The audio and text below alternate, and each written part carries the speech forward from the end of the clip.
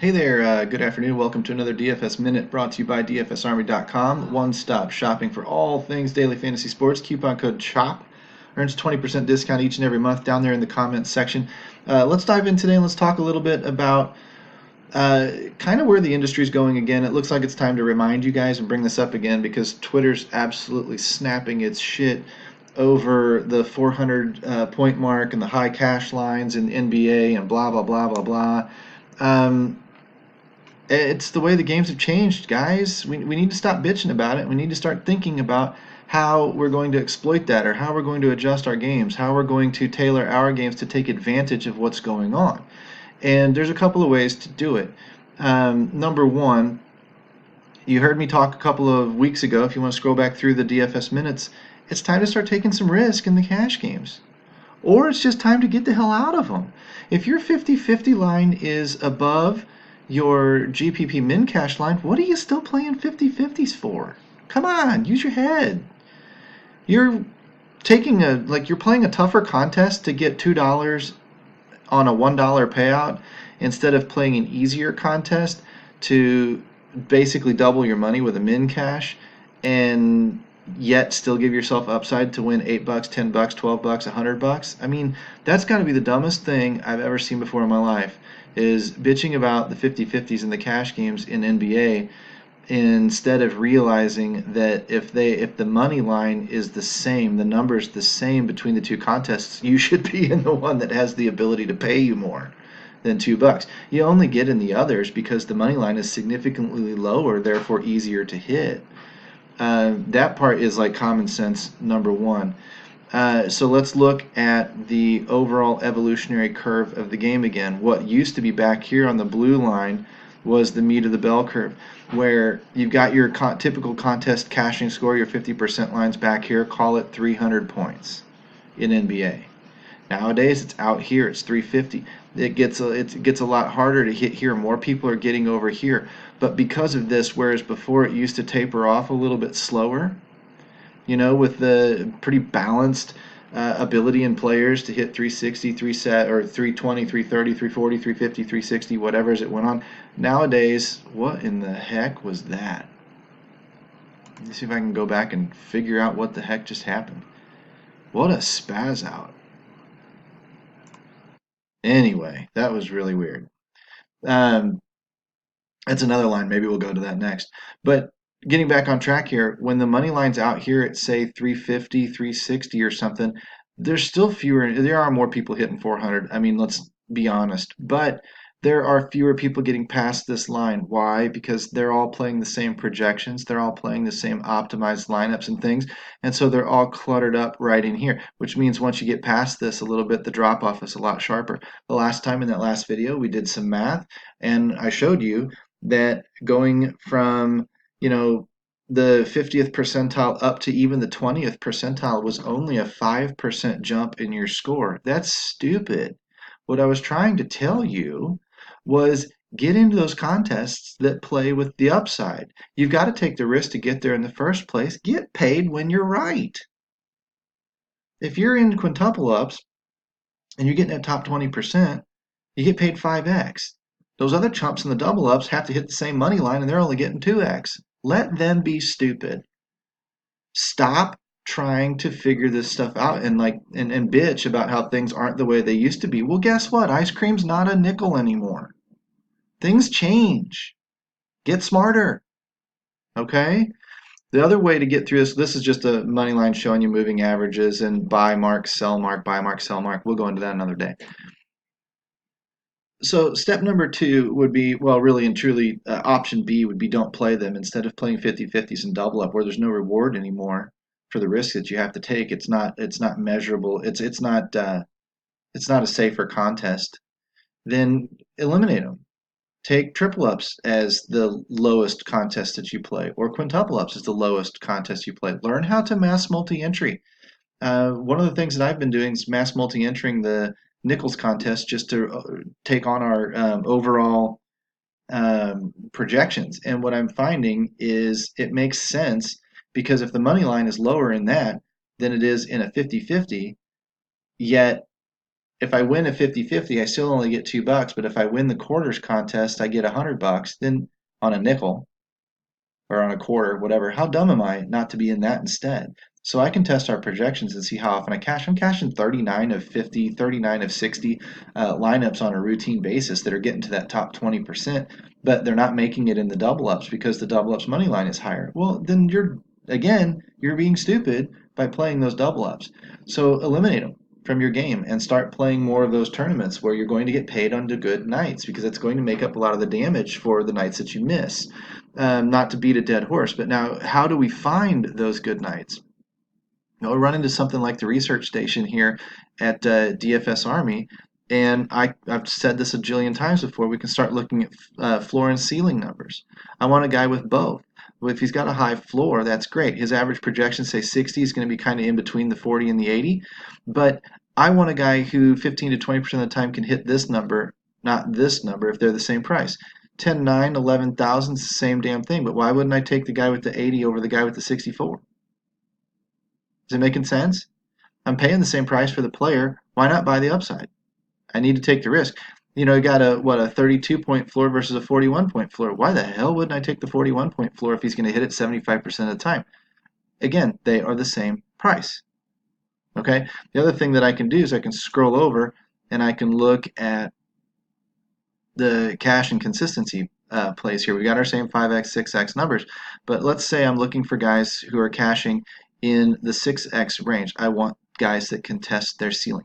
Now, I may not find this, I may not find Tobias Harris in my set of projections tonight, yet he 36% of the time is testing his ceiling at 6x or going beyond that, 7x, 8x. I'm going to want this guy in my lineup as long as his matchup is neutral or positive. I may not play him in a super tough matchup, but in a neutral to positive matchup, I might play him over somebody else at 6,500 because, or whatever position he is. You don't even need to know what position guys. Don't fall for these guys saying that if you don't know the sport inside and out, you're at a disadvantage. Screw them. Just learn to look at the right numbers. Let them think that they're arrogant. Let them be arrogant. Let them be pricks. It doesn't really matter. When I look at small forward, so if I'm looking at small forward tonight, yeah, Giannis. Okay, yeah, go play him, everybody. He's priced up at $11,000. His ceiling's only 74. His value's 5x. If he hits 74 points, great. If I've got a lot of extra money at the end of my build to burn, then yeah, I'll buy the raw points with Giannis. But I got to be honest with you, when I look over here at his consistency, he's not hitting that 6x as often as Jaylen Brown or as often as Tobias Harris. Doesn't mean that Tobias and Jaylen Brown are better players than Giannis. Doesn't mean that at all. It means that on a dollar for dollar value, I can take a couple of spots here that could test that 6x number more often than Giannis is going to for the money that I'm spending to get it. And then I can take this money outside of here and I can pay up for Andre Drummond over LeBron or something like that. See, it's all about how you spend your money. I'm going to use this analogy again because we need to hear it again. If I go to the grocery store with $200 and I come out with $180 worth of groceries because I overpaid for my groceries and didn't buy anything on sale, then I'm not going to get, the bang for my buck that you are. You're going to get more groceries for me if you buy things on sale and use coupons and whatever else. Coupons might be like positive matchups or something. You buy things on sale. You take that same $200 into the grocery store and you come out with $300 worth of groceries. Guess what? You win. You win 300 to 180. So I need to be looking for things on sale. And when I find the key spots in the industry to look for things on sale, then I can take the free money that I have elsewhere and go buy raw points with it on the back end. Now, when I'm looking at these guys again, what would I would say that tonight, since I'm looking to take on some risk and some tournaments and whatnot, and I'm not playing double ups, right? And this is a basketball thing. In baseball, play double ups. Hockey, play double ups. Football, play double ups. PGA, NASCAR, whatever, play double ups. Nobody's on the exact same player pool like they are in NBA. The margin for error isn't so small that there's no reward in a double up anymore, like it is in NBA. So play those in the other sports. The ladder, everything, that doesn't change for a lot of these other sports. The ladder system needs to be modified for NBA because we can take those double ups and throw them out. I can look down here at the 5x and 6x numbers again and see a 54 and a 60 and a 50. Well, look at a 50 and an 18 versus a 55 and a 30. That tells me that that Gordon Hayward's going to test his ceiling more often than Will Barton. Will Barton's a little bit more expensive, but it's telling me that I should probably lean, if I'm looking for 6x, 7x value, I should probably lean more towards Gordon Hayward types. So I can see two or three guys already. Down here in, it's not Culver, is it? It's Tim Hardaway. If he's playing tonight, 32% in, it's not Dorian Finney-Smith, that's House. Down here, 43% Nakogi. If I want to take these guys and give them a boost in my projections, a boost in my optimizer to maybe make the optimizer think that they're more valuable plays than they are so that it puts them in a few more lineups of mine than it normally would, then that would be a smart play for tournaments because some of these guys are going to hit 6x tonight and I want to have them eligible in my lineups, in my player pool to find those guys. And I'm going to boost if I see these guys at say, you know, 20% ownership in the industry, I'm going to take them at 30, 40, 50% ownership in my player pool. Why? Because I want to be ahead of the field when he has a good night and tests his ceiling. I see a guy like LeBron James who doesn't test his ceiling as often. I'm going to take that guy and I'm going to decrease him. He's going to be 40% owned. I'm going to have 20% of him. I'm going to cut my ownership in half. You have to ask yourself, what is the probability that this guy is going to have a great night or is going to be in the winning lineup for the GPPs? And then you have to ask yourself, what's his ownership? How many people are going to? If the ownership is really, really high and his probability of hitting that number is really, really low, cut your ownership out and consider fading him completely. If his ownership is really, really low, but his probability of having a great night is really, really high, then increase him. Go overweight the field. If he's 8%, you don't have to have him in 60% of your lineups. You can have him in 20% of your lineups, still not have a ton of exposure to him, yet have plenty of leverage on the field. That's really and truly what daily fantasy sports is when it comes down to it. Is leveraging your opponents and leveraging everybody else against themselves. So if I want to really quickly end with this, I'm going to roll through some of these positions for you and show you who I would be boosting in my optimizers. So there's the center spot. I'm going to come over here. I'm going to look at the 6x numbers. And all of a sudden, I'm going to look into Clint Capella. I'm going to look into Tristan Thompson again, although I'm going to expect his ownership is going to be high based off of the last game he had.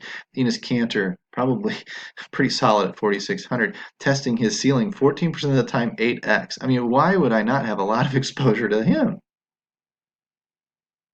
I mean, I don't care if the field's on him or not. Why would I not have a lot of exposure to him?